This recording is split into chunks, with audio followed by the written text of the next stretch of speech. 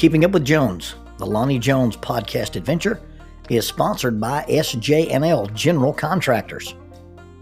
They are licensed in both Alabama and Tennessee, and they provide services such as mass grading, storm drainage, sewer and concrete improvement, asphalt paving, erosion control, demolition, and heavy hauling. If you need any of these services, contact them 931-433-4660, 931-433-4660. Also, they are in need of heavy equipment operators, concrete finishers, CDL dump truck drivers, and pipe layers. If you're interested in employment with this family-owned business, you can go to the website www.sjnl.com. That's www.sjnl.com.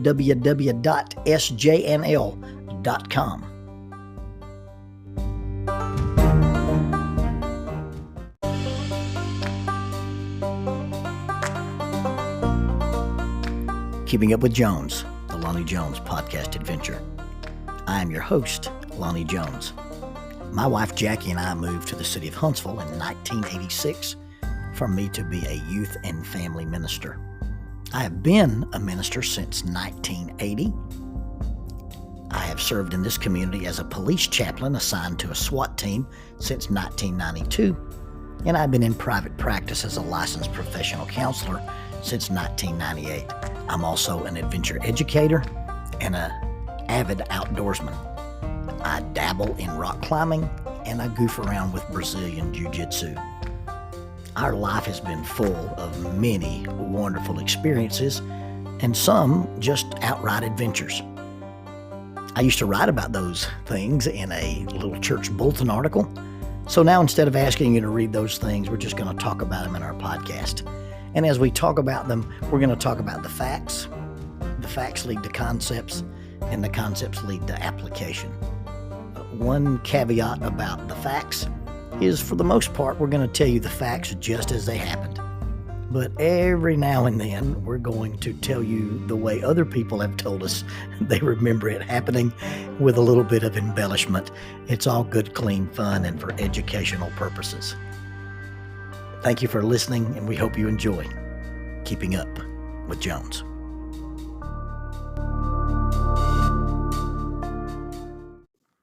I think my work ethic came from my parents. We were not wealthy people, but we were not unhappy because of the things that we didn't have. We celebrated and enjoyed the things that we did have. We always had good, exciting Christmases. We always got treated special on our birthdays. We always had food. Our coats were warm and our shoes were solid. My dad worked at a dairy. He would leave the house early mornings before daylight. My mom did not work outside the home for a number of years, and she would get up and cook his breakfast, and then she would clean the house. And I remember watching her exercise with the TV. My mom was very, very young when we were little. Maybe, think in terms of 19 years old when I was born or something like that. And I remember seeing her, do the bicycle kicks in the air and do her sit-ups, and then she would cook and clean and crochet and sew. And so they were very industrious. Dad would come home after a day at the dairy and would play in the yard with us. Dad made playground equipment for us out of logs that he'd gathered out of the woods, and stacked these two big stumps up on their sides and made a seesaw. He built a basketball goal for us out of a cedar tree that he cut down and drug out of the woods, and was always industrious. And, we learned that the things that we wanted, if we wanted to have extra things, we do a little work, earn a little money, and get it. I worked for a gentleman cleaning fence lines and doing yard work for him. A realtor, successful realtor in Anniston, Alabama, named Henry Wingard. His daughter, Beth, and I were close childhood friends.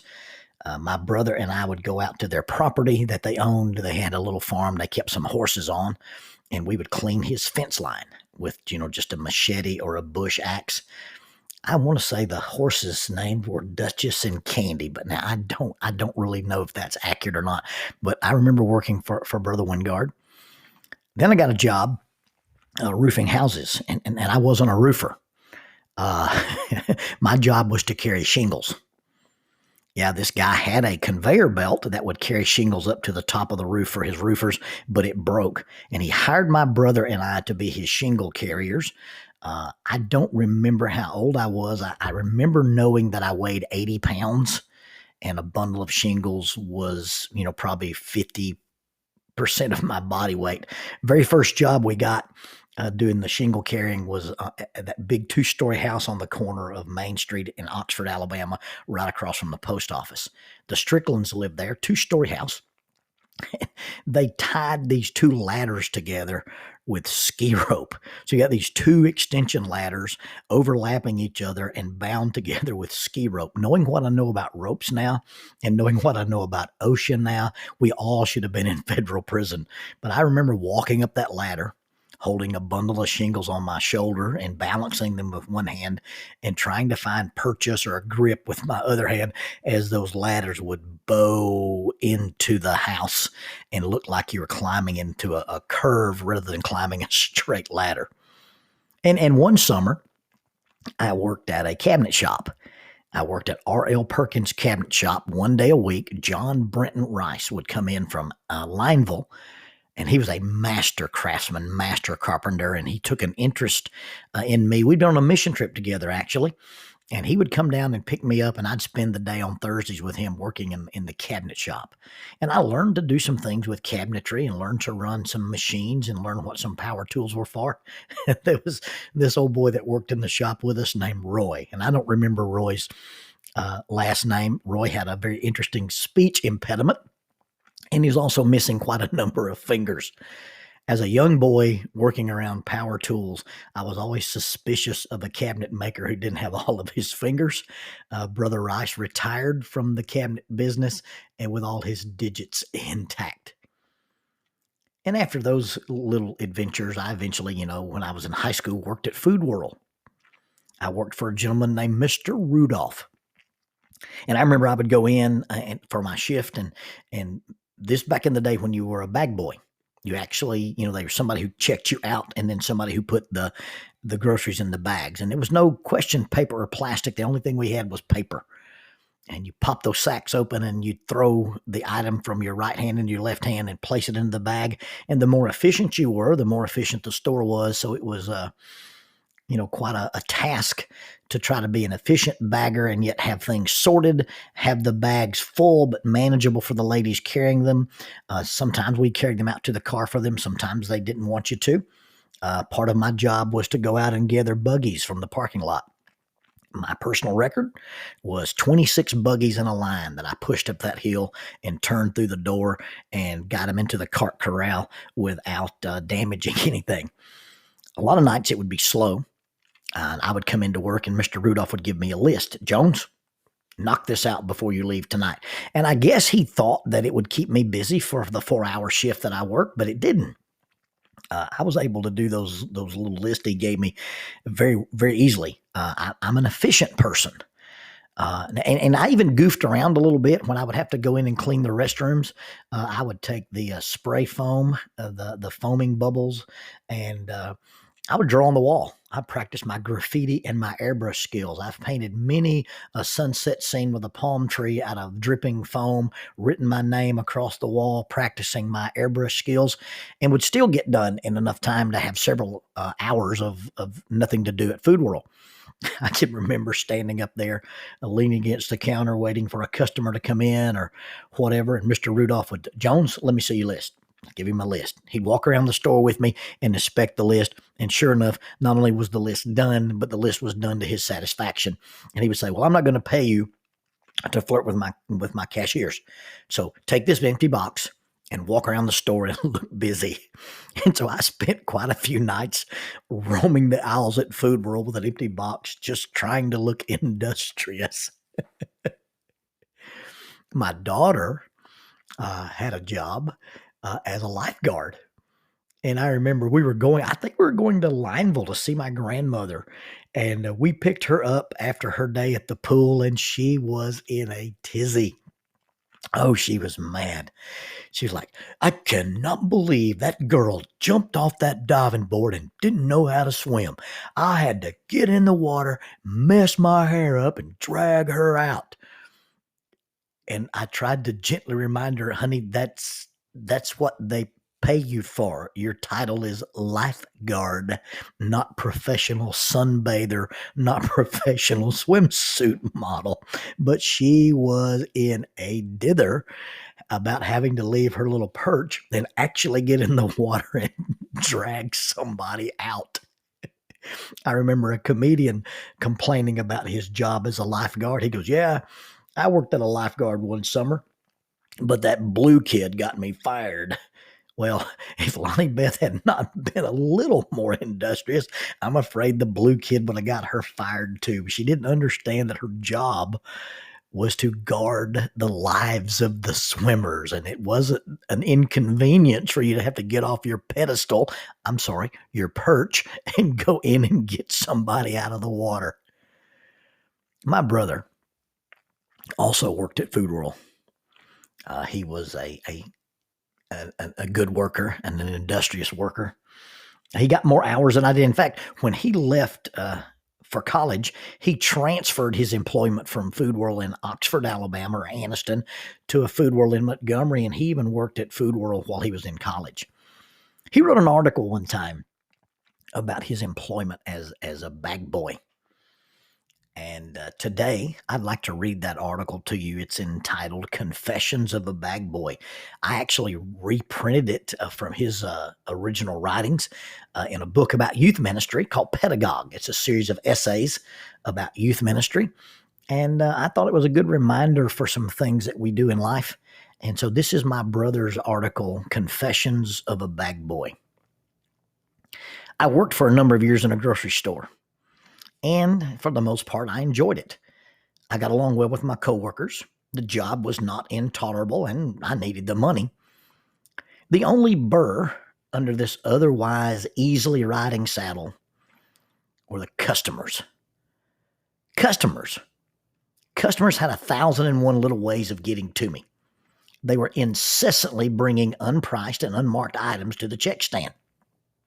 They made messes tracking up my still wet, just mopped floors, destroying the symmetrical stacking of my dairy case, and when all else fails, breaking jars of pickles and salad dressing in the aisles of the store. And they could never find anything either. If we had stocked rampaging bull elephants, some customers could not have found them without help. Rampaging bull elephants? Yes, ma'am. You see the big gray thing that just demolished aisles 5, 6, and 7? Yeah, that's it. And we haven't even gotten into my pet peeve yet. My pet peeve was being sent on countless, senseless, useless, fruitless forays to the store's back room to fetch items that weren't there. Now, what you've got to understand about the back room at Food World is it contained the bathrooms, the break room, the incinerator, the box crusher, the empty glass Coke bottles, and not much more. We rarely stocked inventory in our back room. The truck supplying our merchandise would come at night. Our stock crew worked at night and filled the shelves with the newly arrived goods. So there was never anything in our back room for me to fetch except that which I've just told you. But customers had this colossal misconceptions about our back room. If they were looking for an item and couldn't find it, they were sure it was in the back room. It doesn't matter if we were completely out of stock. It didn't matter if our store didn't even carry the item. It didn't matter if the item were only a figment of their imaginations. None of these things mattered in the least.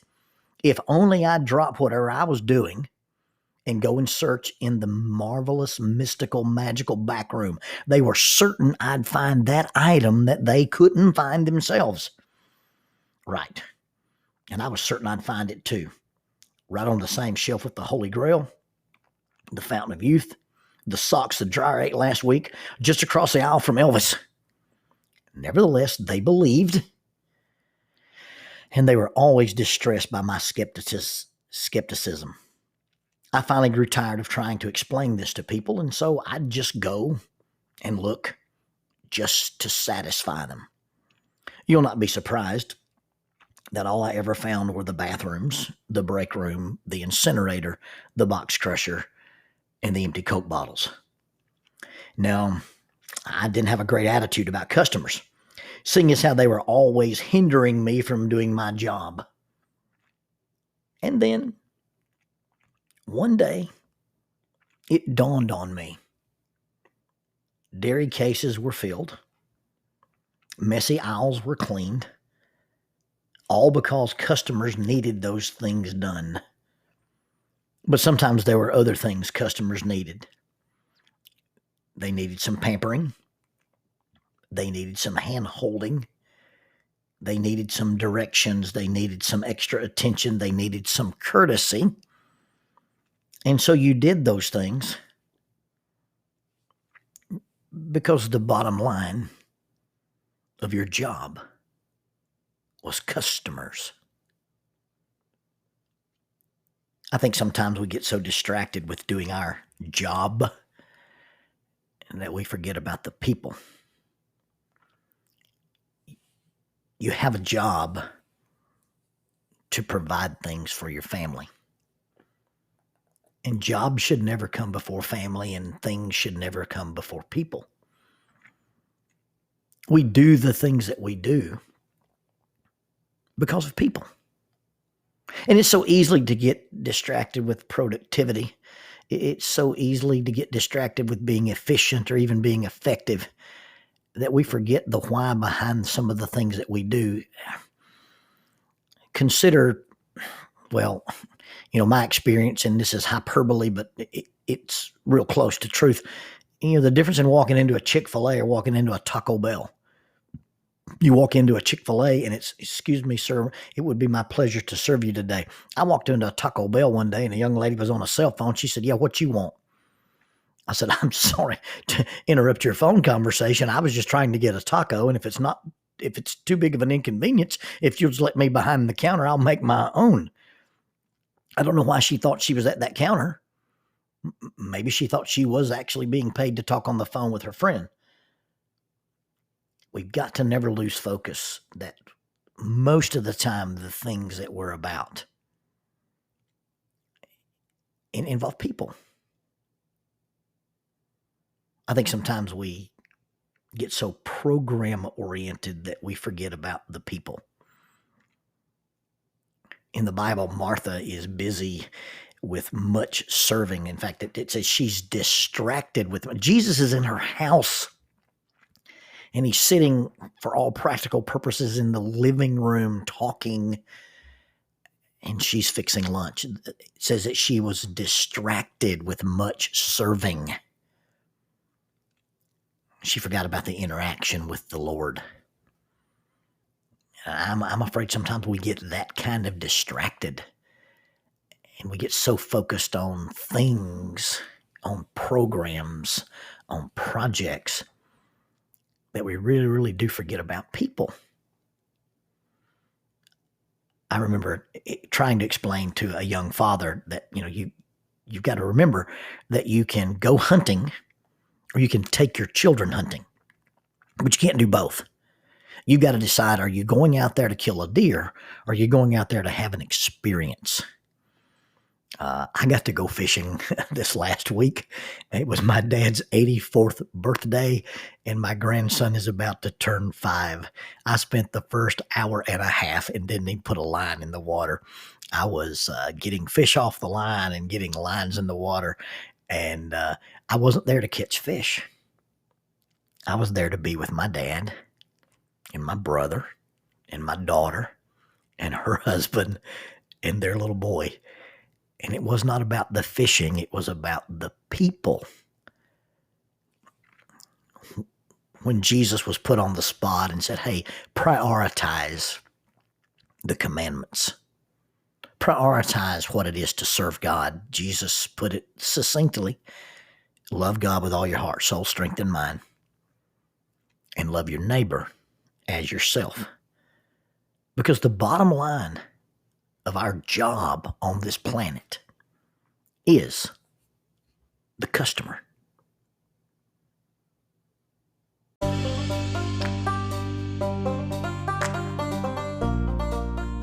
There are 32 miles of cave passages in Cumberland Cavern.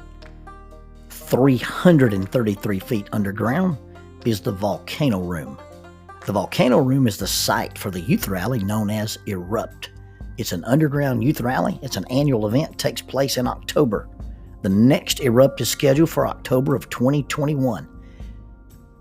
Erupt is a sponsor of Keeping Up with Jones, the Lonnie Jones podcast adventure. If you'd like more information, you may contact them at eruptyouithrally@gmail.com. That's eruptyouithrally@gmail.com. Or check out their website for more information, 3 W's and a dot, eruptyouithrally.com, www.eruptyouithrally.com.